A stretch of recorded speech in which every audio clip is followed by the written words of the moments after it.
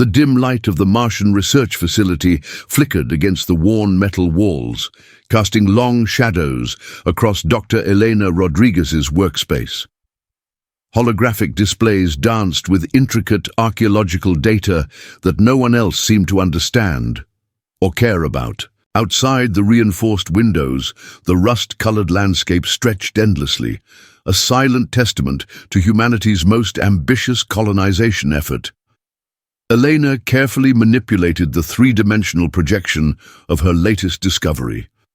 The artifact looked unremarkable to most, a small, slightly asymmetrical piece of technology recovered from deep beneath the Martian surface. But to her, it was a puzzle that could rewrite everything humanity understood about its own potential.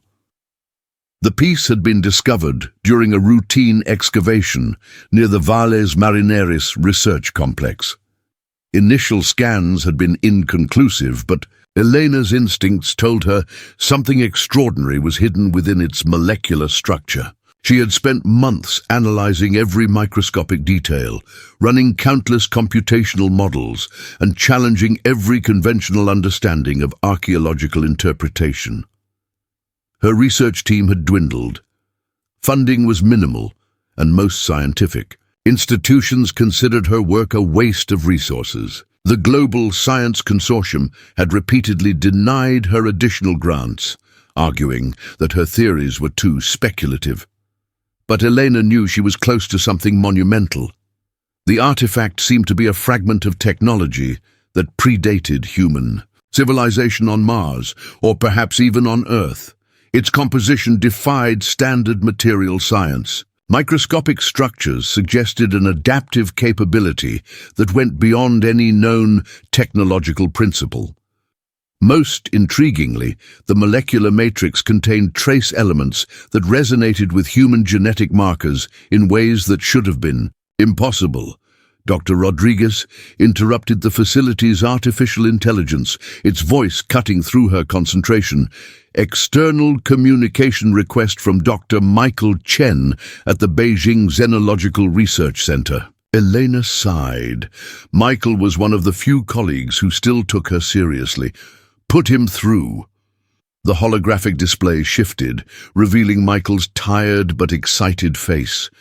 He looked like he hadn't slept in days, a familiar state for researchers, pushing the boundaries of knowledge. Elena, you need to see this, Michael said, his voice trembling with excitement. The spectral analysis we ran on the genetic markers you discovered, they're showing something unprecedented. It's like the artifact contains a blueprint for adaptive potential. Her heart raced. For years, Elena had theorized that humanity possessed a unique evolutionary mechanism, a capacity for rapid adaptation that went beyond traditional biological understanding. Most scientists dismissed such ideas as science fiction. The dominant, galactic research paradigm, established by more advanced alien civilizations, suggested that technological progress was linear and predictable. But Elena believed differently. Her work suggested that human potential was more like a quantum system, capable of impossible leaps, of transforming challenges into opportunities in ways that defied conventional scientific understanding. The artifact seemed to be physical evidence of this theory. Its molecular structure suggested an information storage method that could dynamically rewrite its own operational parameters. It was as if the technology was alive, constantly learning, adapting, evolving. Outside her research facility, humanity remained largely unaware of its true potential. Earth was considered a backwater planet by the Galactic Concordance, a loose federation of alien civilizations that viewed humans as technologically primitive. Trade agreements and cultural exchanges were minimal. Most galactic species saw humans as an interesting but ultimately inconsequential species. Elena knew better. The artifact was proof that humanity carried something extraordinary, a fundamental capacity for transformation that went beyond technological advancement. It wasn't just about creating better machines or developing more sophisticated technologies. It was about the ability to fundamentally reimagine existence itself. As the Martian night settled around her research facility, Dr. Elena Rodriguez continued her work. She was unaware that the small artifact before her would soon become the key to humanity's most extraordinary chapter, a moment that would change the course of galactic history forever. The universe, it seemed, was about to learn that the most dangerous species was not the one with the most advanced technology, but the one with the most unexpected potential. The first warning came not from humanity's advanced sensor networks, but from an amateur astronomer in New Zealand. Kai Tama, a retired physics teacher with an obsession for deep space observation, noticed an anomaly in the outer solar system's electromagnetic spectrum. His custom-built array of radio telescopes picked up a pattern of signals that didn't match any known natural phenomenon. At the International Space Monitoring Center in Geneva, initial reports were met with skepticism. Thousands of false alarms occurred every year, anomalies that turned out to be nothing more than stellar interference or computational glitches. But something about Kai's data was different. The signal had a precision that defied random occurrence, a mathematical complexity that suggested intentional communication. Dr. Sarah Okoro, the center's chief of extraterrestrial research, leaned closer to the holographic display. Her dark eyes narrowed as she manipulated the incoming data streams. "Run a full spectral analysis," she commanded the system. "Cross-reference with every known galactic communication profile." Hours passed. The preliminary results were unlike anything humanity had encountered before. The Gentar collective approached with a calculated precision that spoke of centuries of interstellar conquest. Their scout ships were living machines, biological, constructs that blended organic intelligence with technologies so advanced they appeared almost magical. Each vessel was a self-contained ecosystem, capable of adapting to multiple environmental conditions, of learning and transforming with each moment of its journey. Deep in the solar system's outer reaches, the first wave of ships began their silent approach. They moved with a fluidity that defied traditional understanding of space travel. Quantum displacement drives allowed them to slip between conventional space-time, making traditional detection methods obsolete. To most Earth-based systems, they would appear as nothing more than a slight gravitational anomaly. In orbital research stations, a handful of scientists began to piece together the approaching threat. Dr. Michael Chen, still collaborating with Elena Rodriguez, connected the dots between the strange signals and the artifact discovered on Mars. Something about the alien approach felt familiar, too familiar. "It's like they're probing," Michael said, during a secure communication with Elena. "The signal patterns, they're not just communication. They're a form of advanced scanning, as if they're trying to understand something about our solar system before making direct contact." Elena's voice crackled through the communication link. "They're looking for something, but what?" The Gentar had a reputation that preceded them across multiple galactic sectors. They weren't conquerors in the traditional sense. They were collectors, species that harvested potential from developing civilizations. Entire worlds had been stripped of their resources, their populations transformed or assimilated into the collective's vast biological network. Most species encountered by the Gentar simply surrendered. Their initial scans would reveal technological capabilities, potential resources, and the likelihood of resistance. Most civilizations appeared as simple mathematical equations to be solved, populations to be categorized and utilized. Earth appeared to be another simple calculation, but something was different this time. In military command centers around the planet, preliminary defense protocols began to activate. Satellite networks shifted, communication systems prepared for potential interference. Yet there was no panic, not yet. Humanity had long dreamed of first contact, and now it was happening. In the most unexpected way possible. Kai Tama, the amateur astronomer who first detected the anomaly, continued his observations. His small research station in rural New Zealand became an unexpected critical point of first detection. Most would have dismissed his findings, but a network of independent researchers had learned to take his observations seriously. As the Gentar ships continued their approach, they remained unaware that they were being watched, not just by official channels, but by a global network of scientists, researchers, and dreamers who had spent decades preparing for this moment. The universe was about to witness something unprecedented. The Gentar believed they were approaching another world to be catalogued, another civilization to be assessed and potentially harvested. They had no idea what was waiting for them. The transformation began in universities, research centers, and unexpected corners of human civilization. It wasn't a military mobilization. It wasn't a panic-driven response. Instead, humanity did something entirely unprecedented. They began to think collectively. In Tokyo, a quantum computing lab that had been working on theoretical neural network designs suddenly found its most radical concepts becoming urgently practical.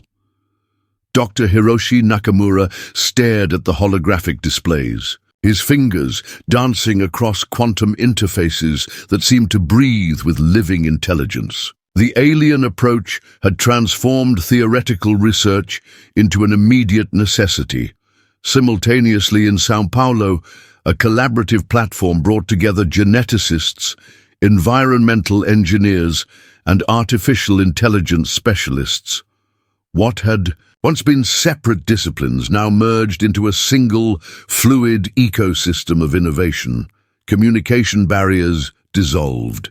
Competitive research grants became shared resources. Every university, every research center became a node in a global problem-solving network. The first breakthrough came from an unexpected source. A team of marine biologists studying extremophile organisms in the Mariana Trench discovered a method of cellular adaptation that could potentially be applied to human biological systems. Their research, which had been considered fringe science for years, now became a critical piece of humanity's defensive strategy. Dr. Elena Rodriguez found herself at the center of this global awakening. The Martian artifact she had studied for years suddenly made sense. It wasn't just a piece of technology, it was a blueprint for adaptation. Her collaboration with Dr. Michael Chen expanded, drawing in researchers from disciplines she had never imagined would be relevant. Governments dissolved traditional bureaucratic barriers. Funding streams that had been locked in decades-long disputes suddenly found themselves redirected. Military research centers opened their most classified archives. Technology companies shared proprietary research. The concept of intellectual property became secondary to collective survival. In Berlin, a group of neural interface designers worked alongside quantum physicists to develop communication systems that could potentially interface with the alien scanning technologies. Their goal wasn't to create a weapon, but to understand, to find a way to communicate, to interpret the approach of the Gentar collective. Kai Tama, the amateur astronomer who first detected the alien approach, found himself at the center of a global research network. His small research station in New Zealand became a critical observation point. Amateur scientists worldwide began contributing real-time data, creating a distributed research platform that official agencies couldn't match in speed or creativity. The transformation wasn't just technological, it was deeply cultural. Social. Media platforms became real-time collaboration spaces. Educational systems shifted overnight, with curricula being updated in real time to address the potential threat. People weren't panicking, they were preparing, learning, adapting. Artificial intelligence systems that had been developed for narrow purposes suddenly found themselves repurposed. Machine learning algorithms designed for everything from weather, prediction to medical diagnosis were redirected to analyze the incoming alien signals. Each system became a potential source of insight, a piece of a global puzzle. Dr. Sarah Okoro from the International Space Monitoring Center coordinated a global network of observation points, satellite arrays, radio telescopes, and quantum sensors. From every continent worked in perfect synchronization. What was once a competitive field of research became a unified effort to understand the approaching threat. The Gentar Collective, with all their advanced technologies, had no concept of what was happening. They approached what they believed was a simple planetary system, expecting to find a predictable civilization ready to be assessed and potentially harvested. They had no idea that humanity was rewriting the very rules of survival.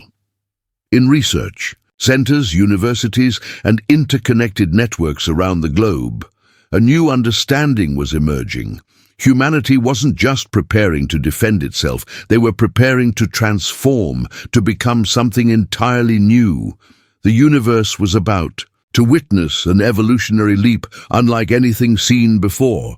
The weapons humanity developed defied every conventional understanding of conflict. They were not machines of destruction, but systems of profound adaptation and communication.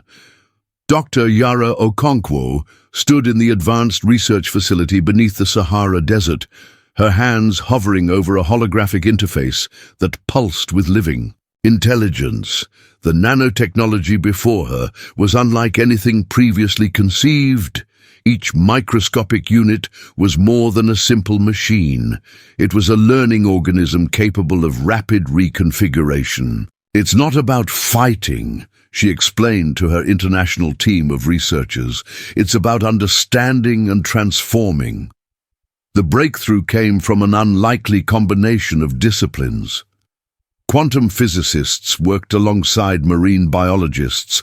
Genetic engineers collaborated with neural network specialists, and communication experts partnered with experts in complex adaptive systems. Their goal was not to create a traditional weapon, but to develop a responsive system that could communicate, interpret, and potentially negotiate with the approaching Gentar Collective. Dr. Elena Rodriguez's Martian artifact played a crucial role.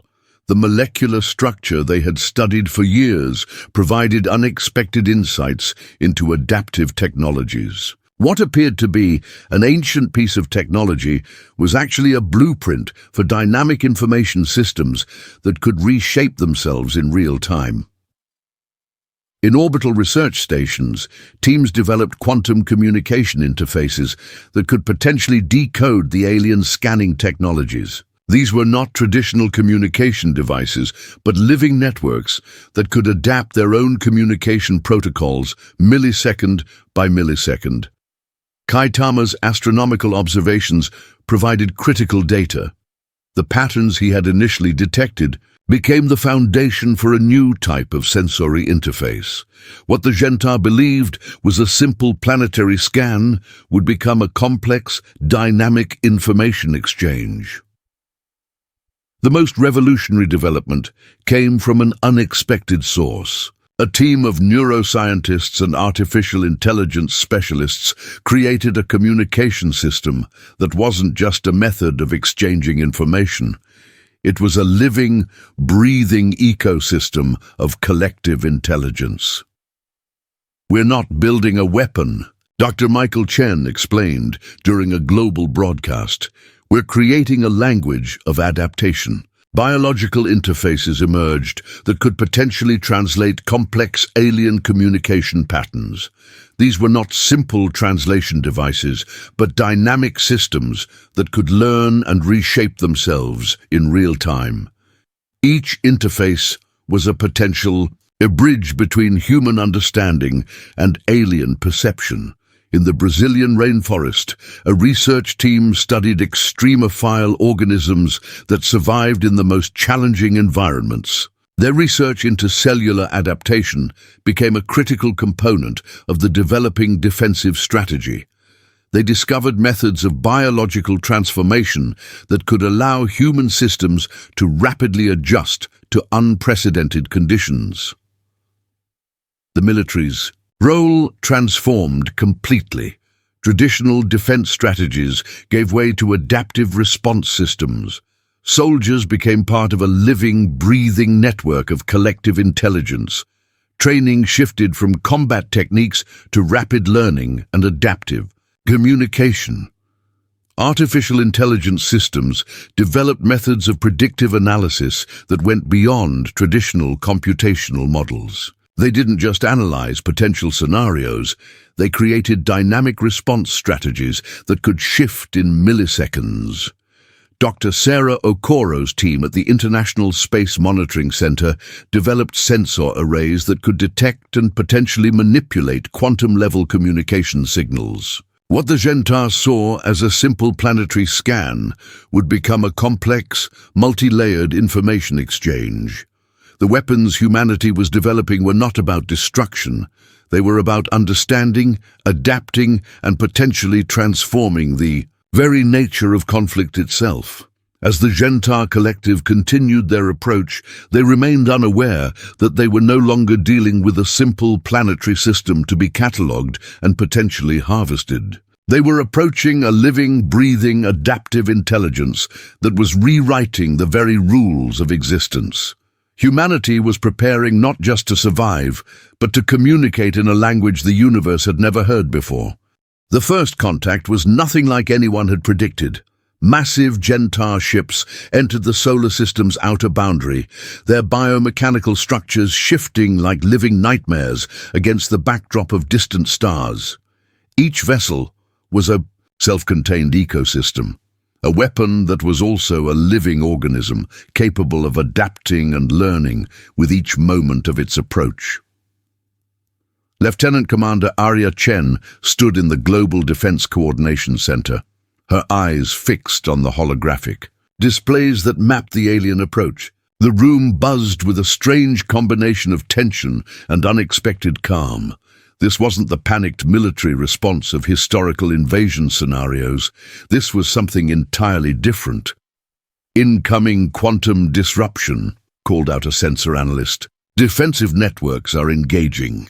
What happened next defied every conventional understanding of conflict. The Gentar initially attempted their standard planetary assessment protocol. Massive energy fields swept across Earth's orbital space, designed to catalog and classify potential resources. These were the same scanning techniques that had subjugated hundreds of civilizations across multiple star systems. But Earth responded. In a way no civilization had ever done before. The planet's defensive systems were not traditional weapons. They were living, breathing, adaptive networks that began to interact with the alien scanning technologies. Every satellite, every communication array, every computational system became part of a global, responsive mechanism. In the Amazon rainforest, a research station developed from Dr. Yara Okonkwo's nanotechnology project suddenly came alive. Microscopic, adaptive systems began to interface with the alien scanning frequencies, creating a complex dance of information exchange that was neither attack nor defense.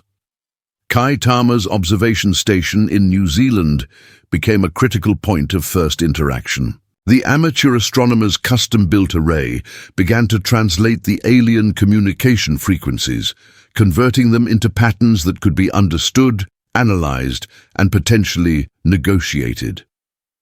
Dr. Elena Rodriguez watched from her Martian research facility, the artifact that had started everything now fully integrated into the global defensive network. The molecular structures she had studied for years were now part of humanity's most sophisticated communication system. The Gentar ships began to experience something unprecedented. Their scanning technologies, which had always provided absolute, Clarity about a planet's potential suddenly became confused. Information streams became complex, multi-layered, impossible to categorize. Military units were no longer just soldiers. They were adaptive organisms connected to a global neural network. Each individual became a potential solution, a node in a living, breathing defensive system that could learn and transform faster than any computational model could predict. "They're trying to understand us," Lieutenant Commander Chen observed, her voice calm. "But we're changing faster than they can analyze." Cities transformed into living defense mechanisms. Infrastructure became adaptive. Every system, from power grids to communication networks, began to respond to the alien approach as a collective intelligent organism. The Gentar had conquered civilizations by reducing them to mathematical equations. Humanity refused to be solved. Every time the alien scanning technologies thought they had found a pattern, the pattern would shift. Every attempt to categorize was met with unexpected complexity. Dr. Michael Chen's quantum communication interfaces began to send out complex information patterns. These were not messages of war, but incredibly sophisticated attempts at communication. Each transmission was a multi-layered invitation to understand, to interact, to potentially collaborate. Hours passed. What should have been a simple planetary assessment became an increasingly complex interaction. The Gentar ships began to slow, their usual methodical approach disrupted by the unprecedented response. Humanity was not just defending. They were communicating in a language of pure potential. The universe watched in stunned silence as a supposedly primitive civilization demonstrated a level of adaptive intelligence that defied every known galactic principle. News of the extraordinary encounter between humanity and the Gentar collective spread across interstellar communication networks with unprecedented speed. The Galactic Concordance Communication Hub, a massive orbital station that served as the primary information exchange for multiple civilizations, buzzed with unprecedented activity. Ambassador Zellner of the Viridian Consensus studied the incoming data streams with growing confusion. The reports defied every standard classification protocol. Humanity, a species previously categorized as a primitive, developing civilization, was demonstrating capabilities that challenged fundamental understanding of evolutionary potential. "This is impossible," Zellner muttered, mandibles clicking with a mixture of anxiety and fascination. The holographic displays showed fragments of the encounter, moments that seemed to break every known rule of interspecies interaction. On the communication hub, representatives from dozens of advanced civilizations gathered to analyze the emerging data. The quantum archivists from the Stellar Confederation were the first to recognize the true significance of what was happening. "They're not just defending," explained Chief Archivist Lyra, her translucent form shifting with complex mathematical patterns. "They're engaging in a form of communication we've never seen before." The data suggested something revolutionary. Humanity wasn't responding to the Gentar invasion with traditional defensive strategies. Instead, they were creating a dynamic, living system of interaction that transformed with each moment of contact. Dr. Elena Rodriguez found herself at the center of a suddenly global and now galactic conversation. The Martian artifact she had studied for years was now being analyzed by xenobiologists and advanced technological experts from multiple star systems. The molecular structures, one alien researcher noted during a multidimensional conference, suggest a form of adaptive intelligence that goes beyond technological development. It's almost like their entire civilization is a single living organism. Kai Tama's observation station became an unexpected diplomatic center. The amateur astronomer who had first detected the alien approach now found himself coordinating with research teams from across multiple star systems. His custom-built communication arrays were providing unprecedented insights into humanity's unique approach. The Gentar Collective, for the first time in their conquering history, found themselves unable to categorize a potential target. Their standard assessment protocols had completely broken down. What should have been a simple planetary evaluation had become a complex, multi-layered interaction that defied all previous computational models. Dr. Michael Chen's quantum communication interfaces became a critical point of interstellar study. The way humanity was communicating, not just with words, but with adaptive information systems, suggested an entirely new paradigm of interaction. They're not just sending messages. One Stellar Confederation researcher noted, they're creating a living language of potential. The Galactic Concordance began to reassess everything they thought they knew about developing civilizations. Humanity wasn't following any standard developmental trajectory. They were creating something entirely new, a form of collective intelligence that was both deeply individual and profoundly unified. Ambassador Zellner's preliminary report to the Galactic Concordance raised more questions than answers. The traditional methods of categorizing emerging civilizations had been completely upended. Humanity didn't fit into any existing classification system. They are neither a threat nor a potential resource. Zellner's report read, they are something unprecedented. Research teams from multiple star systems began to study every available piece of information about Earth. The planet that had once been considered a backwater suddenly became the most studied civilization in recent galactic history. Dr. Yara Okonkwo's nanotechnology research, previously considered fringe science, now became a critical point of interstellar study. The adaptive systems she had developed were providing unprecedented insights into a new form of technological and biological potential. As the analysis continued, one thing became increasingly clear. Humanity was not just surviving an alien encounter. They were redefining the very concept of interaction, communication, and potential. The universe watched, waiting to see what would happen next. The final battle was nothing like any conflict in galactic history. As Gentar ships converged around Earth, the planet transformed into a living, breathing system of unprecedented complexity. What appeared to be a simple planetary defense became a multidimensional interaction that challenged every known principle of conflict and communication. Lieutenant Commander Arya Chen stood at the heart of the Global Adaptive Response Center. The facility was less a military command post and more a living neural network, each workstation a node in a global intelligence that was constantly reshaping itself. Incoming quantum disruption, a sensor specialist called out. But the words no longer carried the tension they once would have. This was not about defense. This was about communication. Dr. Elena Rodriguez watched from her Martian research facility, the artifact that had started everything now fully integrated into the global network. The molecular structures she had studied for years had become the foundation of humanity's most sophisticated adaptive system. The Gentar Collective launched what they believed would be their standard planetary subjugation protocol. Massive energy fields swept across Earth's orbital space, designed to categorize and harvest resources. These were the same techniques that had conquered hundreds of civilizations across multiple star systems.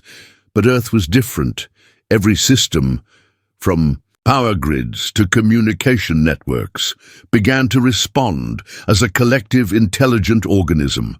Cities became adaptive mechanisms. Infrastructure transformed in real time, creating complex patterns of response that defied computational prediction. Dr. Yara Okonkwo's nanotechnology projects came alive in ways no one had anticipated. Microscopic adaptive systems began to interface. with the alien technologies creating a complex dance of information exchange that was neither attack nor defense. Tama's observation station became a critical point of interaction. The amateur astronomers' custom-built arrays translated alien communication frequencies into intricate patterns of potential understanding. The Gentar ships experienced something unprecedented. Their most advanced scanning technologies became confused, overwhelmed by a level of complexity they had never encountered. Information streams became multi-layered, impossible to categorize. Dr. Michael Chen's quantum communication interfaces sent out incredibly sophisticated transmission patterns. These were not messages of war, but invitations to understand, to interact, to potentially collaborate. Military units were no longer traditional soldiers. They were adaptive organisms connected to a global neural network. Each individual became a potential solution, a node in a living, breathing system that could learn and transform faster than any computational model could predict. The battle, if it could be called a battle, transcended traditional understanding of conflict. Humanity was not fighting the Gentar. They were engaging in a form of communication so advanced it appeared like combat to less sophisticated observers. Quantum displacement technologies developed in secret research facilities began to activate. These were not weapons in the traditional sense, but adaptive communication systems that could manipulate probability itself. Each interaction with the Gentar ships created potential realities, explored and discarded in milliseconds. Ambassador Zellner of the Viridian Consensus watched the unfolding interaction through galactic communication networks. What was happening defied every known principle of interspecies conflict. They're not defeating the Gentar, Zellner reported to the Galactic Concordance. They're transforming the very concept of interaction. Hours turned into days. The Gentar ships, which had conquered countless civilizations, found themselves trapped in a complex web of adaptive intelligence. Every attempt to categorize, to harvest, to conquer was met with an unprecedented level of complexity. Humanity had become something entirely new. Not a civilization, not a species, but a living, breathing system of pure potential. The universe watched in stunned silence as a supposedly primitive planet demonstrated a level of adaptive intelligence that rewrote every known galactic principle. This was not an end. This was a beginning. The aftermath of the encounter defied every known galactic protocol.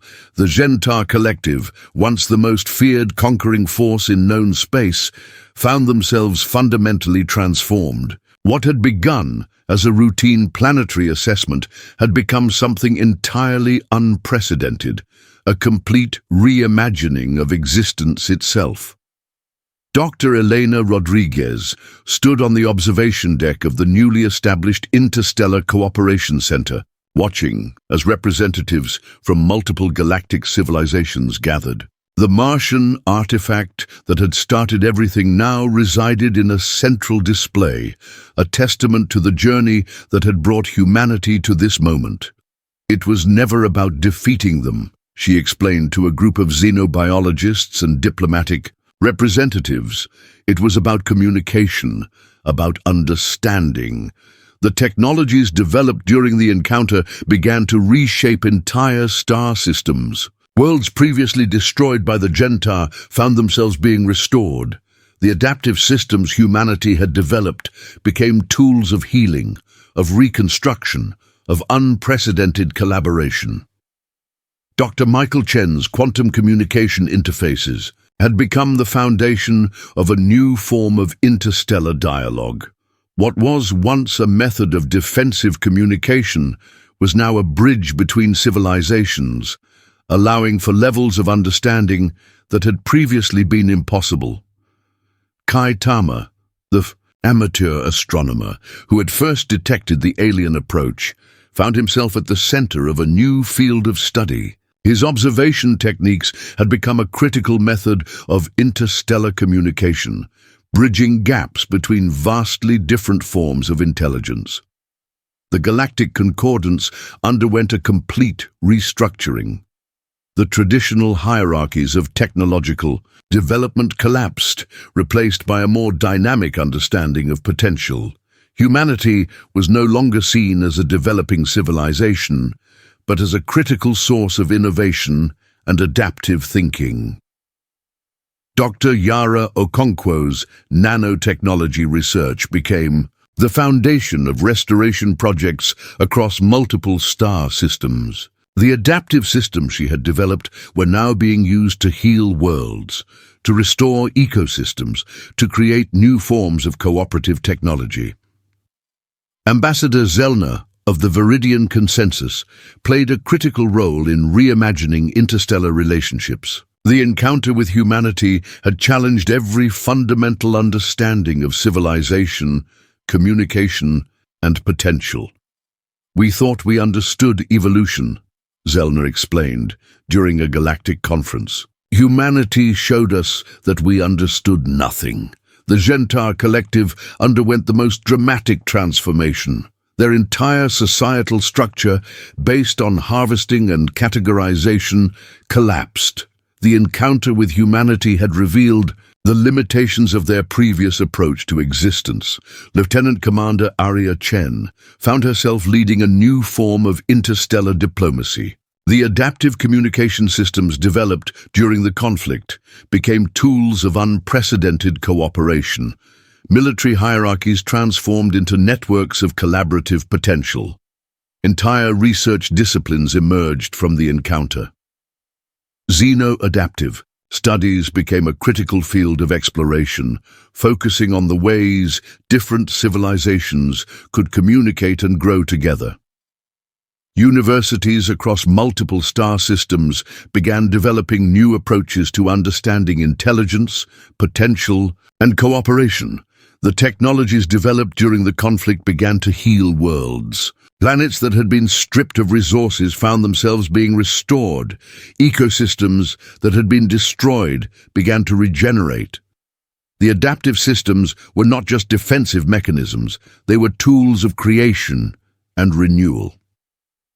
Dr. Elena Rodriguez reflected on the journey. The small artifact she had discovered on Mars had been the beginning of something much larger than anyone could have anticipated. Humanity had not just survived an encounter with a conquering force. They had fundamentally changed the nature of interaction itself. "We didn't win a war," she often explained to students and researchers. "We discovered a new way of existing." The Martian research facility where it all began became a symbol of this new understanding. No longer just a scientific outpost, it was now a center of interstellar communication and collaborative potential. As galactic civilizations began to interact in new ways, one thing became clear. Humanity had changed everything, not through conquest, not through superior technology, but through an unprecedented capacity for understanding, adaptation, and hope. The universe would never be the same. And it all began with a small artifact, a planet many had considered insignificant, and a species that refused to be defined by anyone's expectations.